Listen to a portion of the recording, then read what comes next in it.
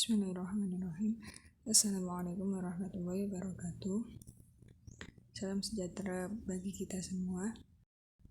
Sebelumnya perkenalkan, nama saya Faridatun Sholihah, salah satu mahasiswa IAIN Ponorogo, Prodi Manajemen Zakat dan Wakaf semester 6. Di sini saya akan memaparkan sedikit pembahasan yang mengenai fleksibilitas pemaknaan wakaf tunai di Indonesia, studi terhadap lembaga filantropi dan lembaga keuangan.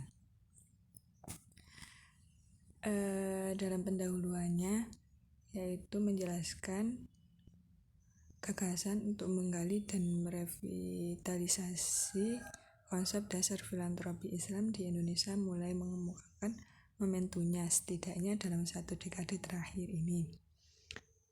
Krisis ekonomi yang melanda negara Indonesia pada akhir tahun 1990-an mendorong umat Islam di Indonesia untuk melirik kembali fungsi dan peran filantropi Islam seperti halnya zakat, sedekah, dan wakaf, yang dimana filantropi tersebut untuk mendorong perubahan sosial di Indonesia. Oleh sebab itu, munculnya lembaga filantropi Islam yang bertugas menggalang dana-dana sosial dari masyarakat, baik individual maupun kolektif, yang kemudian dana-dana tersebut disalurkan ke dalam berbagai kegiatan yang memberikan kemanfaatan bagi masyarakat, khususnya kaum miskin. Selanjutnya, 3 aspek antusias masyarakat. Yang pertama yaitu transformasi kelembagaan. Transformasi kelembagaan ini ditandai dengan proses birokratisasi dan modernisasi pada lembaga filantropi Islam, termasuk lembaga kelolaan Ziswaf. Yang kedua yaitu pendistribusian dana, seperti halnya dompet duafa, rumah zakat Indonesia, Lazisnu, yatim mandiri, ataupun lembaga yang lainnya, yang dimana lembaga tersebut berperan aktif dalam misi-misi kemanusiaan dan penanggulangan bencana. Dan yang terakhir yaitu inovasi pada konsep dasar Islam, seperti halnya zakat dan wakaf yang telah dilakukan oleh berbagai lembaga keislaman di Indonesia. Selanjutnya, mengenai wakaf tunai ini, MUI mengeluarkan beberapa keputusan sebagai berikut. Yang pertama yaitu yang dimaksud wakaf tunai adalah wakaf yang dilakukan oleh seseorang, lembaga, ataupun badan hukum dalam bentuk uang. Yang kedua yaitu makna dari uang, yang dimaksud adalah mencakup surat berharga. Yang ketiga, status hukum wakaf tunai adalah diperbolehkan. Yang keempat yaitu wakaf tunai hanya bisa dipergunakan untuk sebuah keperluan yang diperbolehkan menurut Islam. Yang kelima yaitu nilai utama dari uang dan keabadiannya harus terjaga dan tidak boleh dijual, didonasikan, maupun diwariskan. Selanjutnya aspek perundang-undangan dan pandangan keagamaan. Di sini tradisi wakaf sudah berlangsung ratusan tahun, bahkan ribuan tahun lamanya, dan menggunakan istilah yang berbeda-beda pula. Namun, semua tradisi agama memiliki konsep wakaf, dan hal itu sudah dipraktikkan sepanjang peradaban manusia di kalangan Muslim sendiri. Wakaf telah mentradisi begitu kuat. Hampir ada lembaga-lembaga pendidikan, sosial, dan keagamaan yang tidak bisa lepas dari tradisi wakaf. Bahkan perguruan tinggi yang berada di barat sebagai berasal dari tradisi wonderment, yang penyerahan aset dari seseorang kepada lembaga untuk dikelola dan dijaga keabadiannya. Sebagai sebuah konsep yang relevan, baru dikemukakan oleh kaum muslim di Indonesia. Wakaf tunai juga dipahami dan dilaksanakan secara beraneka ragam dan konteks tertentu. Hal ini bisa dipahami bahwa wakaf lebih identik dengan barang atau lahan daripada uang. Wujud kekayaan seseorang dan tingkat kekayaan atau kepemilikan aset oleh seseorang mengalami pergeseran dari waktu ke waktu. Penguasaan lahan yang luas menjadi simbol kekayaan atau kekuasaan. Orang-orang kaya yang identik dengan kepemilikan banyak lahan dari dulu hingga kini. Karena itu, bila kita melihat sejarah perkembangan wakaf, maka peran tokoh-tokoh tertentu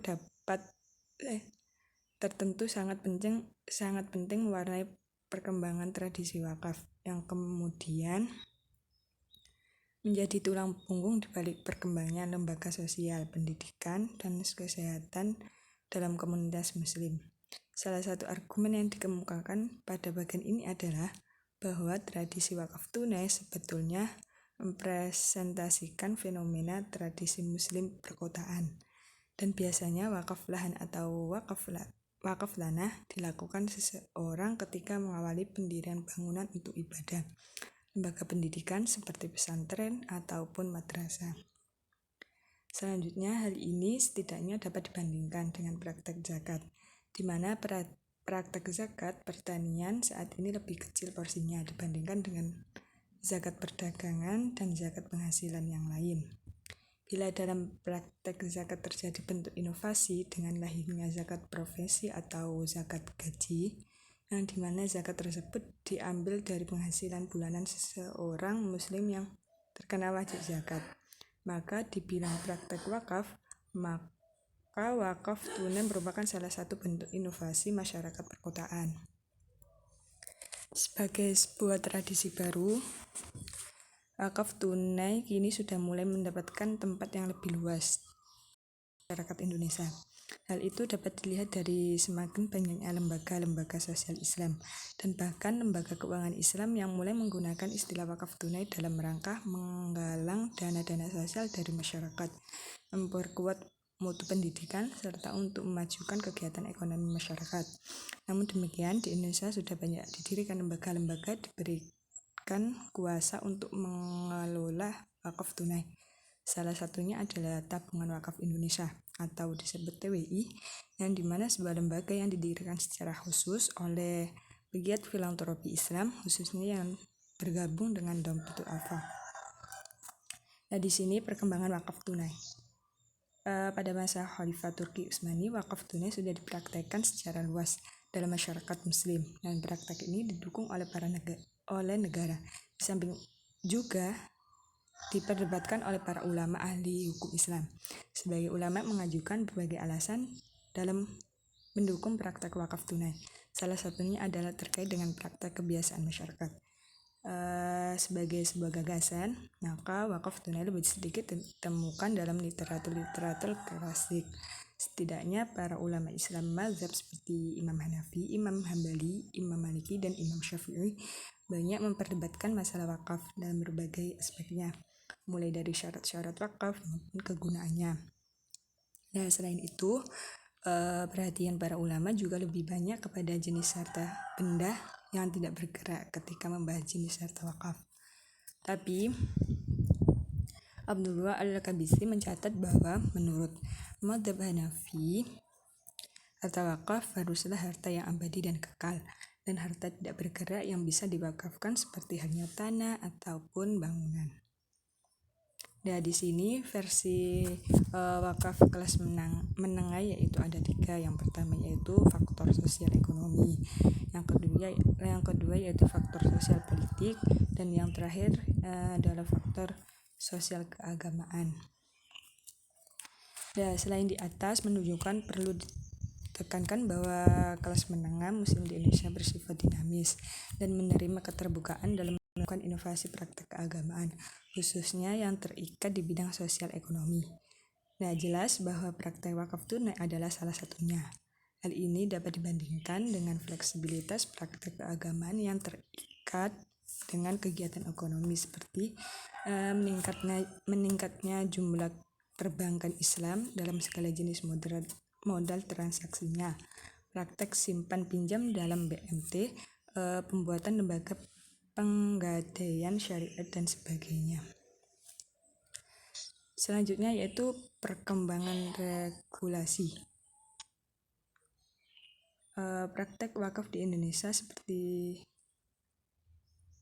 halnya di negara-negara Muslim lainnya, berbeda dengan praktek zakat.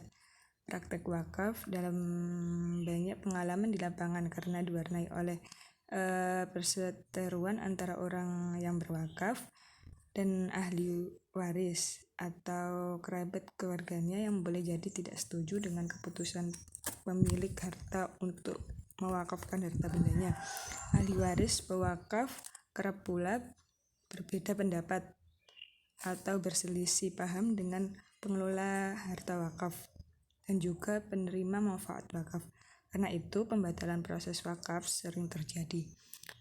Pemerintah kolonial Belanda dulu mengeluarkan surat edaran yang berisi tentang perintah untuk mendaftarkan seluruh aset dalam bentuk bangunan, khususnya masjid yang berasal dari wakaf, dengan tujuan untuk mengklarifikasi status kepemilikan lahan dan bangunan. Mekanisme tersebut diterapkan untuk mengetahui apakah proses penyerahan aset wakaf tersebut bertentangan dengan hukum adat ataupun tidak. Selanjutnya, setelah hari kemerdekaan, wakaf diatur oleh Hukum Agraria Nomor 5 Tahun 1960 tentang Undang-Undang Pokok Agraria yang masih mengatur status kepemilikan dan keabadian harta yang tidak bergerak. Selain itu, Peraturan Pemerintah Nomor 28 Tahun 1997 tentang perwakafan tanah milik berkuat payung hukum di sistem pewakafan di Indonesia. Peristiwa yang bersejarah dimulai setelah era reformasi ketika pemerintah mengeluarkan Undang-Undang Nomor 41 Tahun 2004 tentang wakaf.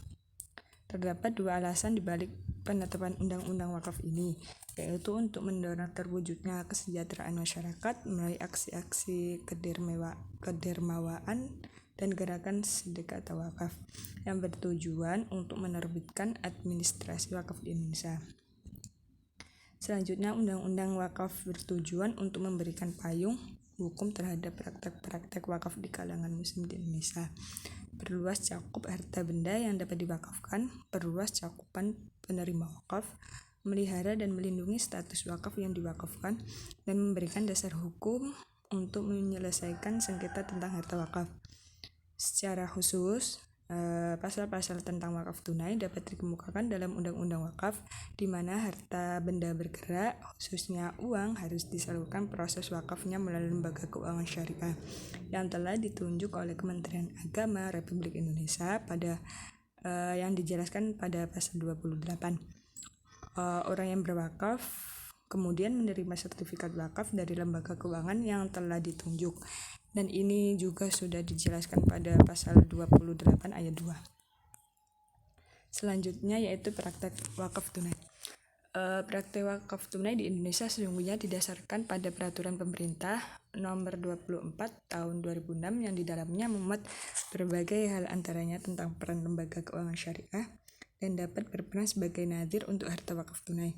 Ditunjukkan lembaga keuangan syariah sebagai salah satu pengelolaan dana wakaf tunai untuk pemerintah adalah untuk menjaga bahwa uang yang telah terkumpul itu sudah aman, tidak hilang, dan tentu saja tidak habis pakai. Sementara itu, bila dana wakaf tunai akan diinvestasikan di luar lembaga keuangan syariah, maka investasi tersebut juga harus diasuransikan melalui lembaga asuransi syariah. Meski demikian, tidak semua lembaga keuangan syariah diberikan wewenang untuk mengelola wakaf tunai. Kementerian Agama Republik Indonesia telah menunjuk beberapa lembaga keuangan untuk mengelola wakaf tunai, yaitu seperti halnya Bank Muamalat Indonesia BMI, Bank Syariah Mandiri, Bank Mega Syariah, Bank BNI Syariah, dan Bank DKI Syariah. Nah, di sini apa sih yang dimaksud dengan TWI? Ya, TWI adalah salah satu lembaga filantropi Islam yang paling awal mengelola wakaf tunai di Indonesia. TWI juga merupakan salah satu badan khusus pengelolaan wakaf yang beralisasi pada lembaga filantropi Islam nasional di Indonesia. Begitupun tempat wafa. TWI berdiri dan mengelola wakaf tunai sebelum Undang-Undang Wakaf yang memuat aturan tentang wakaf tunai. Program wakaf tunai yang dikelola oleh TWI adalah wakaf investasi. Yang dimaksud investasi dalam konteks ini adalah dana-dana yang terkumpul oleh TWI digunakan untuk membiayai kegiatan-kegiatan ekonomi industri kecil dan menengah, pembiayaan BMT, dan sektor bisnis lainnya, untuk kemudian keuntungan yang diperoleh digunakan untuk kegiatan produktif serta pengembangan masyarakat. Cukup sekian penjelasan dari saya. Kalau ada kurang jelas, saya mohon maaf yang sebesar-besarnya. Akhirul kalam, Assalamualaikum warahmatullahi wabarakatuh.